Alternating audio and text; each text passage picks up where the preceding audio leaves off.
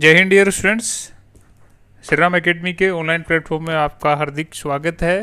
प्यारे विद्यार्थियों, जल्दी से सभी लोग लाइव आ जाओ और कोई और बचा है उसको भी आप कॉल करके इमीडिएट लाइव आने को कह दीजिए।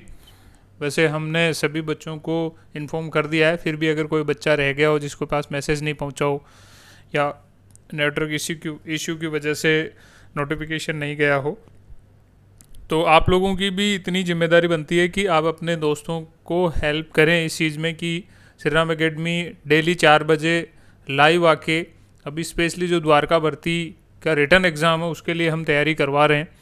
तो आप सभी बच्चों को जोड़ो, मैक्सिमम से मैक्सिमम। डेली मैं यही बात बोल रहा हूँ, ज़्यादा से ज़्यादा बच्चे, यानी हमारा ये टारगेट है कि द्वारका भर्ती के रिटर्न एग्ज़ाम में बैठने वाले सभी बच्चे इस प्लेटफॉर्म पे आएँ और free of cost team Shri Ram academy का जो एक्सपीरियंस है पिछले 5 साल का और 1300 से अधिक उस एक्सपीरियंस के दम पे सिलेक्शन दिए हैं, उन बच्चों की तरह आप भी अपना सिलेक्शन 100% सिक्योर कर पाओ। तो ये एक बहुत ही बड़ी अपॉर्चुनिटी है सभी बच्चों के लिए। तो आप अपने दोस्तों को ज़्यादा से ज़्यादा शेयर करें, उनको बताएं कि वो फिक्स 4 बजे आके लाइव सेशन अटेंड करें। हूबहू एग्ज़ाम में जिस तरह का पेपर होने वाला है वो भी हम हर अल्टरनेट डेज पे आपका पेपर प्रैक्टिस करवाते हैं और साथ साथ टॉपिक भी कंटिन्यू करते रहते हैं। तो किसी की तरह का अगर डाउट रहता है तो आप कमेंट बॉक्स में कमेंट कर सकते हैं या फिर हमारी जो एप्लीकेशन है श्री राम एकेडमी की, वहाँ प्ले स्टोर में जाके और उसमें डाउट सेशन में अपने डाउट लिख सकते हैं या फिर आप हमारे कॉन्टैक्ट नंबर पे कॉल कर सकते हैं। जय हिंद, जय हिंद सभी दोस्तों को, जय हिंद। आई होप सभी लोग घर पे अच्छे से होंगे और कोविड के जो गाइडलाइंस है उनको अच्छे से फॉलो कर रहे होंगे। अपनी तैयारी को बिल्कुल नहीं रोकना है। भर्तियां, बार बार मैं कह रहा हूँ, भर्तियां समय से आएगी। तो स्टार्ट करते हैं आज के वीडियो को। बच्चों, जो आज का वीडियो है वो हमारा एक गणित का टॉपिक, जो आप लोगों ने देखा, एक घातांक और टकावारी यानी प्रतिशत से संबंधित हमारे एग्ज़ाम में किस तरह के क्वेश्चंस आते हैं, वो क्वेश्चंस आज हम करेंगे। और आप लोगों को मैं हर वीडियो में यही बोलता हूँ कि सभी लोगों को ये वीडियो देखने के बाद आपको प्रैक्टिस करनी है।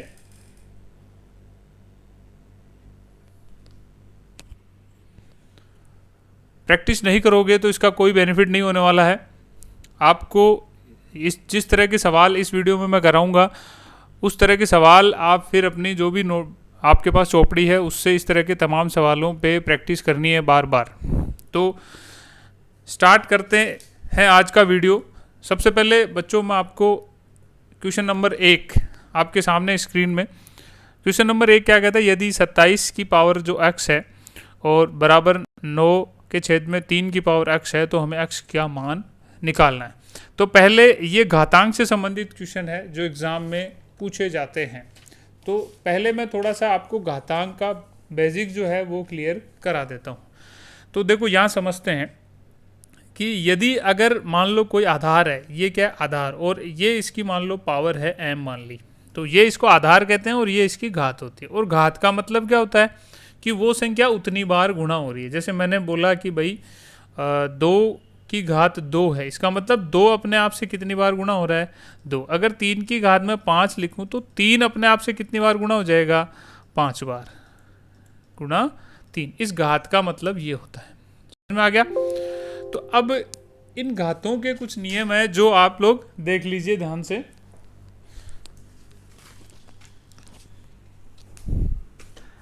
यदि कोई आधार है जिसकी पावर n है और एक आधार अगर दूसरा है जिसकी पावर n है, तो उस कंडीशन में क्या होगा, अगर आधार समान है तो घातें जुड़ जाती है, यानी a और घात m प्लस n हो जाएगी। ये चीज़ आपको समझ में आ गई? यानी आधार अगर समान है तो घातें जुड़ जाएगी, पहली चीज़। अब अगर मान लो a की पावर मान लो m है और अगर यहाँ भाग हो, यहाँ अगर गुणाकार है, आधार समान है और गुणा में है तो घातें जुड़ जाएगी। और आधार समान है और भाग है, भागाकार की पोजीशन में है, उस कंडीशन में घातें माइनस हो जाती है, यानी m माइनस n। वो कैसे होती है, देखो भागाकार का मतलब ये ए इसके नीचे आ जाएगा, ए की पावर एन अपॉन ए की पावर एन। अब देखो ए की पावर एन, और आपको पता ही है जब आप ये ऊपर ले जाओगे तो गुणा ए की पावर, और घात किस में हो जाती है, माइनस में। अब देखो वही स्थिति आ गई वापस ये वाली, यानी ए की पावर एन माइनस ये एम है, ए की पावर एम और ये माइनस एन, तो वही कंडीशन आ गई। तो आपको सीधा यही याद रख लेना, अगर भागाकार में हो और आधार समान है तो घातें माइनस हो जाएगी, और आधार समान है और गुणाकार में हो तो घातें जुड़ जाएगी। ये दो चीज़ समझ में आ गई। नेक्स्ट देखते हैं, कई बार इस तरह से कंडीशन आती है कि जैसे ए की पावर एम है और फिर काउंट्स लगा के ऊपर भी पावर दे दी, तो उस कंडीशन में क्या होगा, ए की पावर ये और बाहर वाली दोनों गुणा हो जाती है। ये दोनों क्या हो जाती हैं, आपस में गुणा हो जाती है। ये चीज़ आपको ध्यान रखनी है। नेक्स्ट पोजीशन आती है कि किसी भी आधार की अगर पावर 0 हो जाए तो उसका मान कितना होता है, 1। जैसे मान लो किसी ने बोला कि 1 की पावर क्या है, 0, तो इसका सीधा मान क्या लिख देना है, 1। किसी की भी घात 0 हो, इसका मान क्या होता है, 1 होता है। ये आपको ध्यान रखना है। एक कंडीशन अब और बनती है इसमें कि a गुणा बी हो गया, सपोज दैट, और उसकी पावर m है। इसका मतलब क्या होता है, ये a के भी पावर m है और गुणा b के पावर भी m है। ये चीज़ भी आपको ध्यान रखनी है। बाकी ये चीज़ मैंने आपको बताई कि a की घात अगर m है, इसका मतलब क्या होगा, एक छेद में चला जाएगा a की पावर m। ऐसे ही अगर मान लो a की पावर m है तो ये ऊपर आएगी तो क्या हो जाएगी, और माइनस एम हो जाएगा। आपको पता है ये चीज़, ओके। नेक्स्ट, अगर वो गुणाकार में था, कई बार ऐसे भागाकार में आ जाता है कि मान लो ए के छेद में बी है और पावर एन होगी, या कोई भी पावर हो सकती है। इसका मतलब भी क्या होता है, ये एन जो है इसके भी पावर में है और ये एन इसके भी पावर में है। ये चीज़ आपको ध्यान रखनी है, ठीक है। नेक्स्ट देखते हैं कि ए की पावर, किसी भी संख्या की पावर 1/2 का मतलब क्या होता है, वो संख्या अंडर रूट में है, ठीक है। यानी अंडर रूट में मान लो 5 है, इसका मतलब 5 की घात कितनी है, 1 के छेद में 2 है। ये चीज़ आप लोगों को समझ में आ गई। तो ये था घातांक के नियम। अब इसी आधार पे हमारे एग्जाम में क्वेश्चन कैसे पूछे जाते हैं वो आप यहाँ देखते हैं। तो देखो, ये आपके सामने क्वेश्चन है कि 27 की पावर x और 9 के छेद में 3 की पावर x। तो हम बड़ी वाली जो पावर है उसको छोटी जो आधार है उसके समान लाएंगे। तो हम 27 को बच्चों कैसे लिख सकते हैं, 27 को हम 3 गुणा 3 गुणा 3 लिख सकते हैं। इसका मतलब 3 की घात 3 लिख सकते हैं। तो 27 को 3 की घात 3 लिख देंगे, तो बराबर 9 3 की घात x लिख देंगे। तो 3 की घात 3 ये थी और बाहर क्या हो गया, x हो गया, ठीक है। ये पहले x से है, ये अंदर 3 की घात 3 हो गया। तो अब हमने देखा था अभी ये गुणा हो जाएगा, तो 3 की घात 3x और ये इधर आ जाएगी, तो गुणा 3 की घात x बराबर 9 हो जाएगा। ये समझ में आ गया। अब देखो, आधार समान है तो घातें जुड़ जाएगी, 3 की घात 3x प्लस x हो जाएगी, ठीक है, तो बराबर 9 हो जाएगी।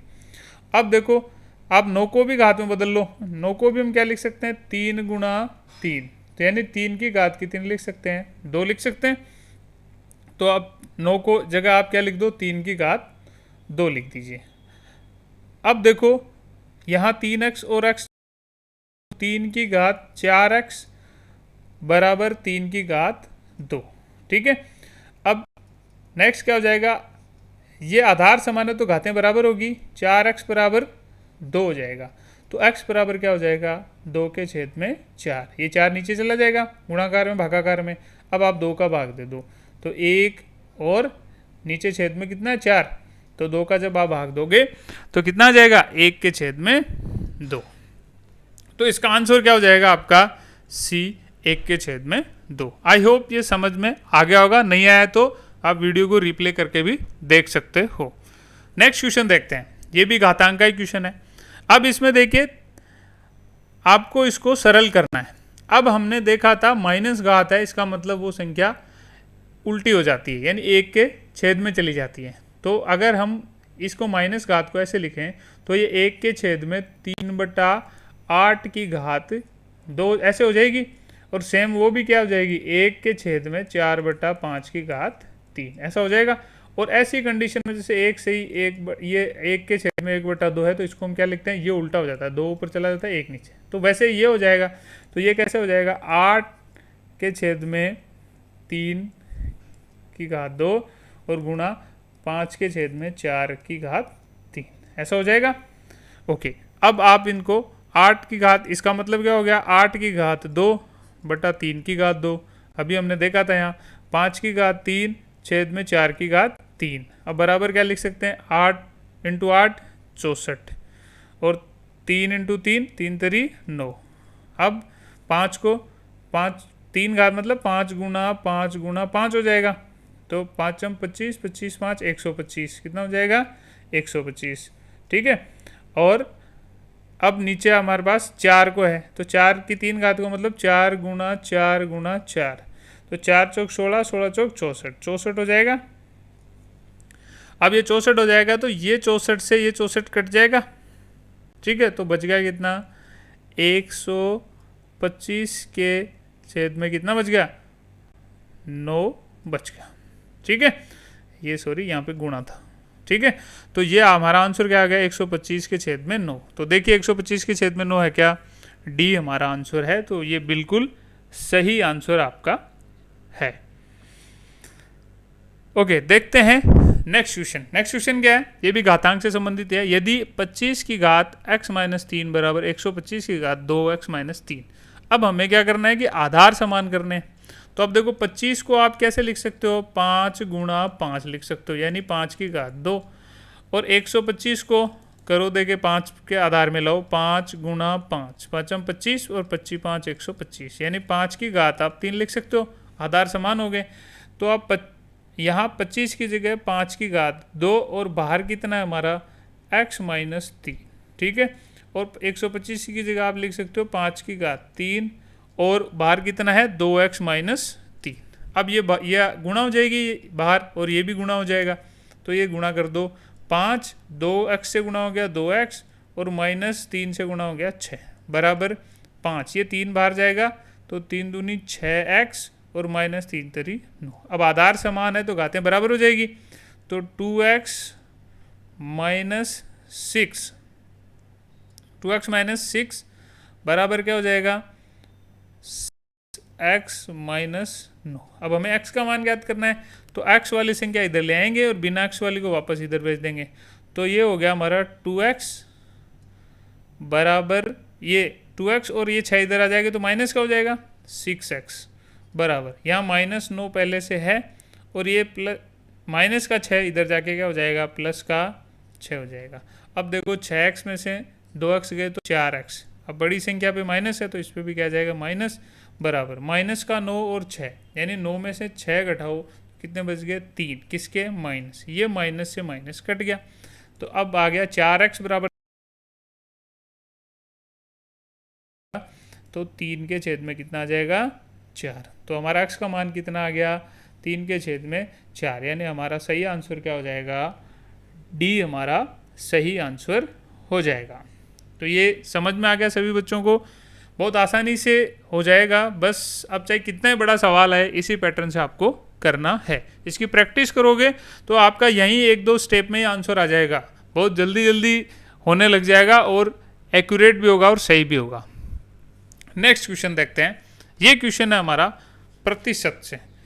प्रतिशत के सवाल है, किसी वस्तु के मूल्य में 10% कमी की जाती है तो मूल्य मान को पुनर्स्थापित करने के लिए नई कीमत में कितनी वृद्धि की जानी चाहिए। अब पुनर्स्थापित करने का मतलब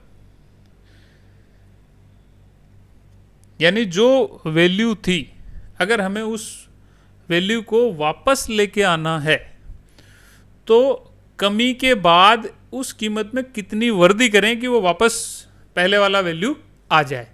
ऐसी कंडीशन में आपको क्या करना है, कोशिश कीजिए सॉल्यूशन करने की जल्दी से। ओके, देखते हैं। ऐसी कंडीशन में देखो, अगर हमारी 10% की कमी हो गई तो 100% में से 10% चला गया तो कितना बचा भाई? 90%। ठीक है, अब हमें जो नई कीमत की वर्दी है वो वापस 10% बढ़ानी है, तभी तो वो आएगी। अब लेकिन वो बढ़ाएंगे कितने पे? 90 पे, यानी 90 पे। तो हमारी जो 10% जो बढ़ना है वो किस पे बढ़ेगा? 90 पे। ठीक है, और टका लगाने के लिए हमें 100 से मल्टीप्लाई करना होता है। सिंपल सा फंडा है। तो आप एक जीरो से एक जीरो काट दो, आपका बच गया कितना? 100/9। अगर आपके ऑप्शन में ये है तो ये सही है, नहीं तो आप इसमें भाग दे दो, 11 सही 1/9 आपका परसेंट। यानी आप अगर 11 सही 1/9% की टक्का की अगर वर्दी कर देते हो तो आपका मूल्य वापस पहले वाली लेवल पे आ जाएगा। ठीक है, देखते हैं नेक्स्ट क्वेश्चन। नेक्स्ट क्वेश्चन है, यदि जल में 20% की वृद्धि हो तथा उसकी खपत 20% कम कर दी जाए तो कुल कर में कितनी प्रतिशत घटोतरी या बढ़ोतरी होती है? अब आप लोगों ने देखा ही होगा, ऐसी कंडीशंस में हमेशा हानि ही होती है कि अगर कोई भी, कई बार सैलरी का भी क्वेश्चन आ जाता है कि इसकी सैलरी इतने % बढ़ी फिर घटी, बताइए हानि होगा या लाभ? तो आप हमेशा ये गांठ बांध ले कि ऐसी कंडीशन के अंदर जब एक बार बढ़ता है उतना ही % घट जाता है, तो उस कंडीशन में हमेशा क्या होगी? हानि ही होगी। और इसके लिए बिल्कुल शॉर्ट ट्रिक है, इसको आप गांठ बांध लीजिए कि इस ऐसी कंडीशन में आपको क्या करना है, जितना टका बढ़ा या घटा ये दोनों सेम ही होगा।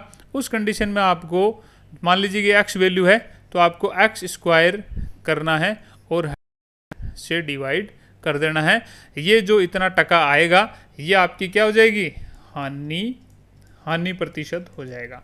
तो हमारा x का वैल्यू कितना है? 20, तो 20 का स्क्वायर कर देंगे और छेद में कितना? 100। 20 का स्क्वायर आपको पता ही है, 2 दूनी 4 और 2 शून्य बढ़ जाएगी तो कितना हो जाएगा? 100। तो 4 शून्य से शून्य, तो हमारी क्या होगा? 3% का, सॉरी 4% का हमारा क्या हो जाएगी? घटोतरी हो जाएगी, हानि हो जाएगी। तो इस तरह के सवालों को आपको इस तरह से डायरेक्टली सोल्व करना है। नेक्स्ट क्वेश्चन देखते हैं। नेक्स्ट क्वेश्चन क्या कहता है, एक आयत की लंबाई और चौड़ाई को क्रम से 20% और 30% बढ़ा दिया गया, तो बताइए उसके क्षेत्रफल में कितनी प्रतिशत वृद्धि होगी? तो देखो, हमने बढ़ाया कितना? 50%, यानी एक बार हमने 20% बढ़ाया और एक बार हमने 30% बढ़ाया, तो टोटल कितना हो गया भाई?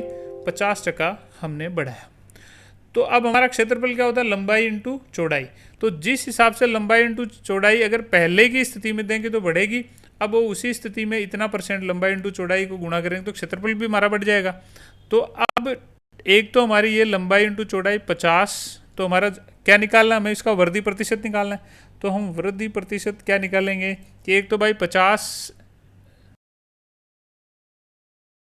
उसके क्षेत्रफल में भी ओवरऑल जो क्षेत्रफल निकाल उसमें भी बढ़ेगा। तो ओवरऑल कितना है हमारा? 20 × 30 के हिसाब से रेशियो में बढ़ गया, और वो हम परसेंटेज की बात करते हैं तो 100 पे कैलकुलेशन निकालेंगे। 100% पे बढ़ेगा, ये जो परसेंटेज बढ़ा है वो 100% पे बढ़ा है।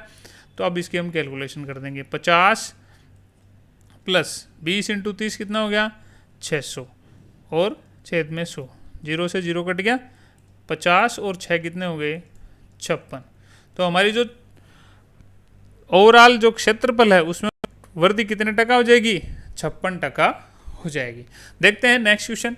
नेक्स्ट क्वेश्चन है, किसी परीक्षा में सफल होने के लिए 33% अंक निर्धारित किए गए।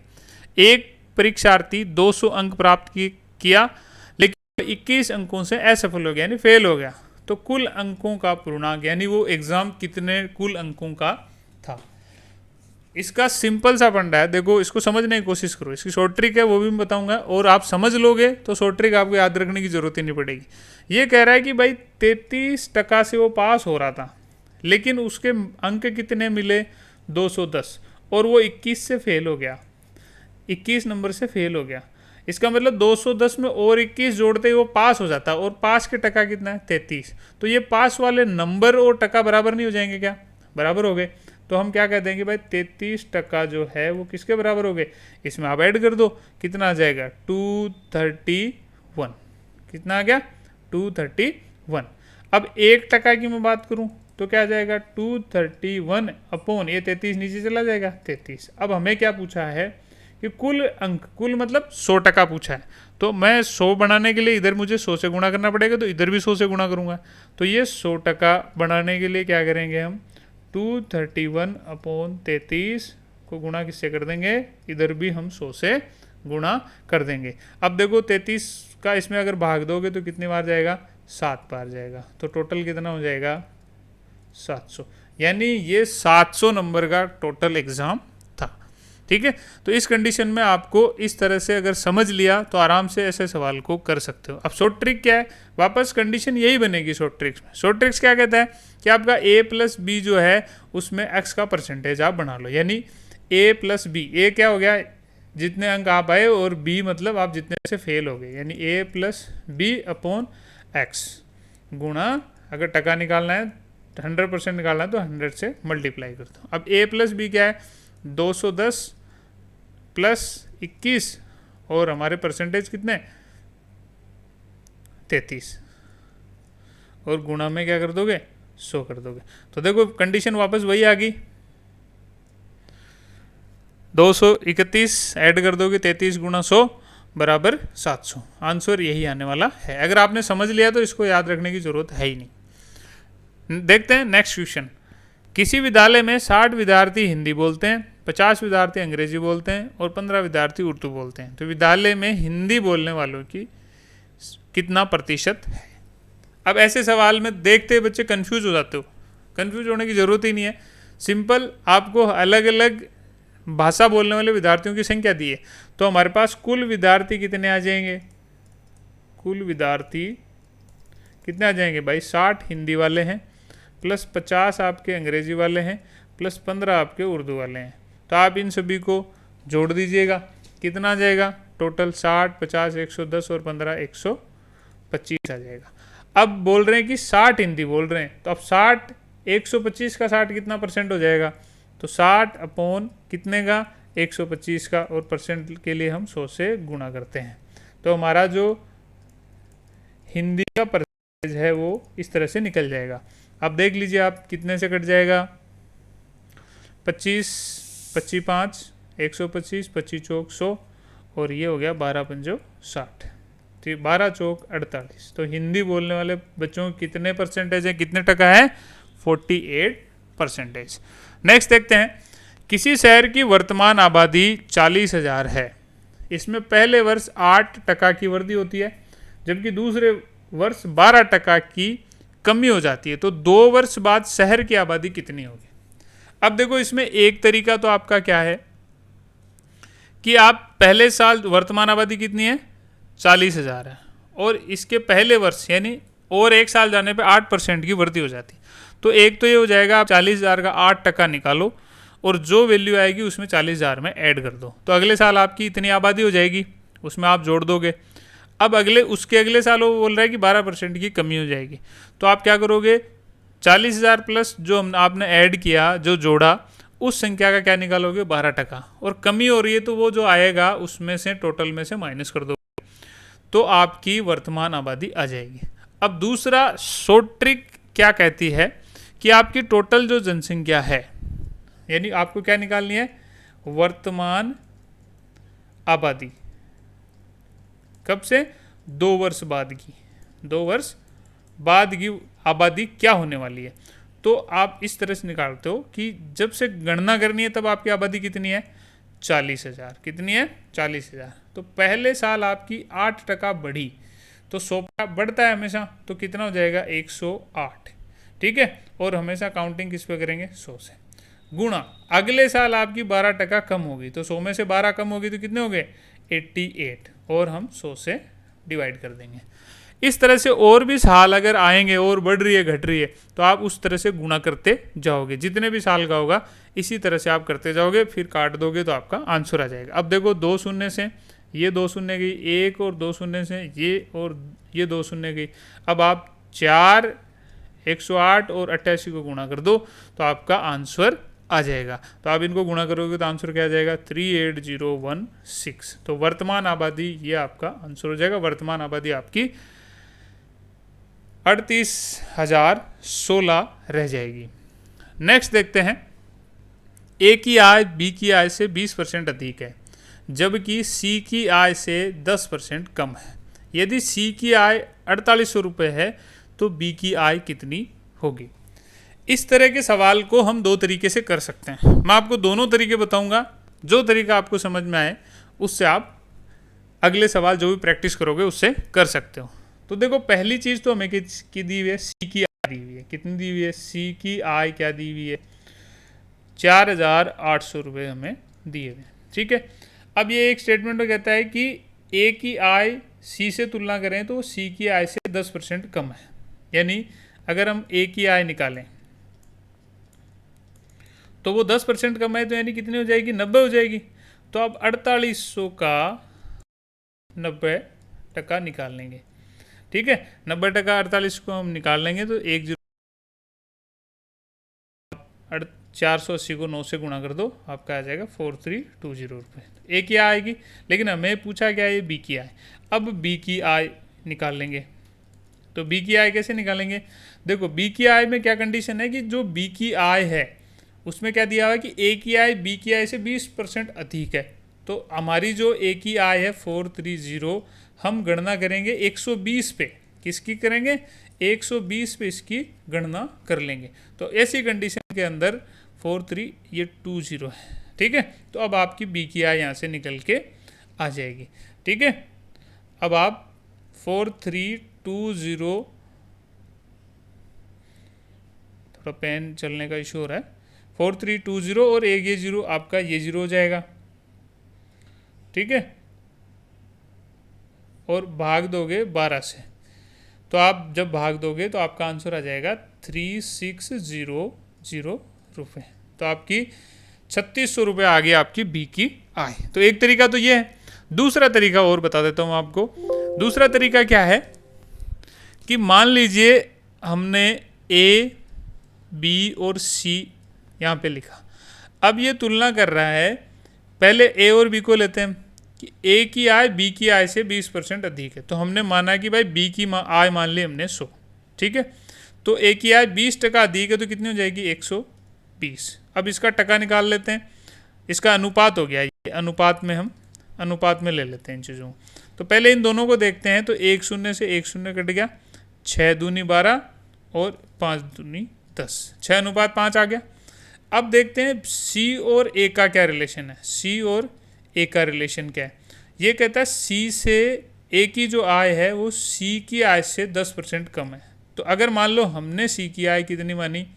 100 मान ली, तो ए की आय कितनी हो जाएगी? 10% कम है, यानी 90 हो जाएगी। 1 शून्य से 1 शून्य कट गया, तो कितना आ गया? 10:9।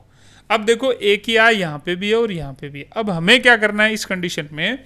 ए के अनुपात को एक जैसा बनाना है। तो एक जैसा बनाने के लिए क्या करेंगे? अगर मैं यहाँ इसको 3 से गुणा कर दूँ और इसको मैं 2 से गुणा कर दूँ, तो ये क्या आ जाएगा? 6×3 18 और अनुपात 5×3 15। ये अनुपात बढ़ जाएगा। अगर आप अनुपात में दोनों को समान संख्या से भाग देते हो या समान संख्या से गुणा करते हो तो उस अनुपात में कोई फर्क नहीं पड़ता है। देखो, हमने यहाँ भाग दे के छोटा कर लिया, गुणा कर लिया, वापस बड़ा कर लिया। अब इसको भी समान संख्या से 10 दूना 20 और ये 9 दूनी 18, ये अनुपात हो गया। अब हम लिखेंगे तीनों का अनुपात, ए अनुपात बी अनुपात सी। तो देखो, ए यहाँ और यहाँ देखो दोनों क्या है? 18 है, तो हम ए का क्या लिख देंगे? 18 अनुपात बी का अनुपात क्या है? 15 है, लिख देंगे। और सी का अनुपात क्या है? 20 है। ये हमें अनुपात मिल गया तीनों का। अब देखो, इसने सी की आय दी हुई है 4800, तो सी का अनुपात कितना है? 20, यानी 20 यूनिट की वैल्यू कितनी दी है इसने? 4800 रुपये दी है। और अगर मुझे 1 यूनिट की वैल्यू निकालनी है तो क्या करेंगे भाई? 4800 और छेद में कितना आ जाएगा? 20, यानी 1 0 से 1 0 और इसमें भाग दे दो। 2 दूनी 4 और 4 दूनी 8, यानी 240। हमारे पास एक, यहाँ लिख देता हूँ, 1 यूनिट की वैल्यू कितनी आ गई भाई? 240 आ गई। ठीक है, अब हमें किसका मान पूछा है? बी की आय पूछी है। तो बी के की तो कितने यूनिट है? 15 यूनिट है। ठीक है, तो हमें 15 यूनिट की वैल्यू निकाल लो। तो 15 यूनिट की वैल्यू क्या हो जाएगी, इधर 15 से गुणा किया तो 240 को भी आप किससे गुणा कर दो भाई, 15 से गुणा कर दो। ठीक है, 15 से गुणा कर दोगे तो 0 का तो 0, 15 चौका 60 का 0, 6 था, 15 दूना 30 और 6 कितना हो गया 3600 रुपये। तो यही आंसर पहले आया था। तो आप इस तरह से भी निकाल सकते हो। अगर आपको ए का पूछा जाए तो भी आप ए का 18 की यूनिट का वैल्यू निकाल दो, तो आपका 18 से मल्टीप्लाई कर दो। ठीक है, सीधा मल्टीप्लाई कर दो तो आंसर आ जाएगा। तो ये 2 तरीके थे, इन 2 तरीकों से हम इस सवाल को सोल्व कर सकते हैं। तो आई होप सभी बच्चों को समझ में आ गया होगा, और अगर किसी को डाउट रहा, समझ में नहीं आया, तो वीडियो को दोबारा जाके प्ले करें और उसे समझने की कोशिश करें। और आपके पास जितने भी इस तरह के सवाल हैं चौपड़ी में, नोट्स में, उनको आप बार बार प्रैक्टिस करें। आपने किया हुआ है फिर भी आप प्रैक्टिस करें, क्योंकि बार बार प्रैक्टिस करने से आपको परफेक्शन आ जाएगा, यानी कम समय में आप सही सवाल करने में सक्षम हो जाओगे। तो जो भी बच्चा इस चैनल पे नया है सब्सक्राइब कर लें चैनल को, बेल आइकन जरूर प्रेस कर दें। और डेली शाम को 4 बजे हम लाइव आते हैं, तो आप लाइव आके अपनी एग्ज़ाम की 100% तैयारी करें। और नेक्स्ट वीडियो में मैं जो ये स्ट्रेंथ है इसकी 3 से 4 गुना स्ट्रेंथ देखना चाहता हूँ। तो आप सभी अपने दोस्तों को शेयर करें और कल के जो टेस्ट है शाम को 4 बजे उसमें सबको लेके आएँ। तो आज की वीडियो में इतना ही। थैंक यू, जय हिंद, जय भारत। मिलते हैं कल शाम को टेस्ट पेपर के साथ।